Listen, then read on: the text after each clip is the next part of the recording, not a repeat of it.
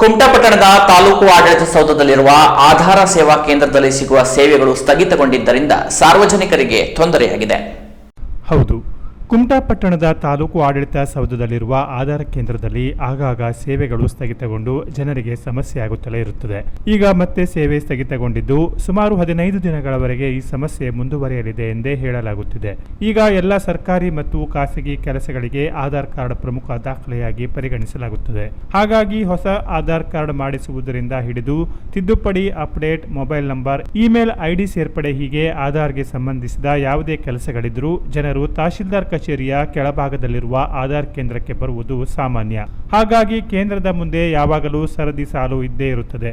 ಕೆಲ ತಿಂಗಳ ಹಿಂದೆ ಕೂಡ ಆಧಾರ್ ತಿದ್ದುಪಡಿಯಲ್ಲಾದ ಪ್ರಮಾದದಿಂದ ಕೇಂದ್ರದ ಐಡಿಯನ್ನೇ ಬ್ಲಾಕ್ ಮಾಡಿದ್ದರಿಂದ ಸೇವೆಯೇ ಸ್ಥಗಿತಗೊಂಡು ಸಮಸ್ಯೆಯಾಗಿತ್ತು. ಈಗ ಮತ್ತೆ ಆಧಾರ್ ಕೇಂದ್ರದಲ್ಲಿ ಐಡಿ ಬ್ಲಾಕ್ ಮಾಡಲಾಗಿದೆ. ಹಾಗಾಗಿ ಆಧಾರ್ ಸೇವೆಯನ್ನ ಸ್ಥಗಿತಗೊಳಿಸಲಾಗಿದ್ದು ಈ ಸಮಸ್ಯೆ ಸುಮಾರು 15 ದಿನಗಳವರೆಗೆ ಮುಂದುವರಿಯುವ ಸಾಧ್ಯತೆ ಇದೆ ಎನ್ನಲಾಗುತ್ತಿದೆ.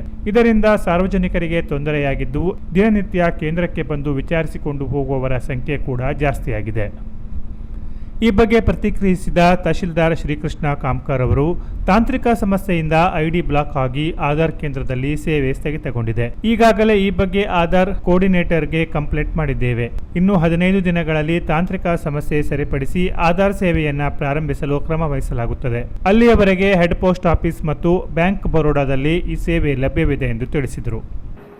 ಈವರೆಗೆ ಆಧಾರ್ ಅಪ್ಡೇಟ್ ಕೆಲಸವನ್ನು ನಾವು ಮಾಡ್ತಾ ಇದ್ವಿ.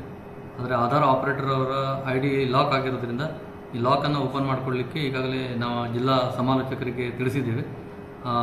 ಐ ಡಿ ಆಗಿ ಅವರ ರಿಟರ್ನ್ ಆಗಿ ಐ ಡಿ ಆಗಲಿಕ್ಕೆ ಇನ್ನೊಂದು 15 ದಿವಸಗಳ ಕಾಲಾವಕಾಶ ಬೇಕಾಗಿರೋದ್ರಿಂದ ಸಾರ್ವಜನಿಕರು ಆಧಾರ್ ಅಪ್ಡೇಟ್ಗಾಗಿ ಪೋಸ್ಟ್ ಆಫೀಸ್ ಅಥವಾ ಬ್ಯಾಂಕ್ ಆಫ್ ಬರೋಡಾ ಇಲ್ಲಿ ಹೋಗಿ ತಮ್ಮ ಆಧಾರ್ಗಳನ್ನು ಅಪ್ಡೇಟ್ ಮಾಡ್ಕೋಬೋದು ಅಂತ ಹೇಳಿ ಈ ಮೂಲಕ ತಿಳಿಸಲಿಕ್ಕೆ ಬಯಸ್ತೀವಿ.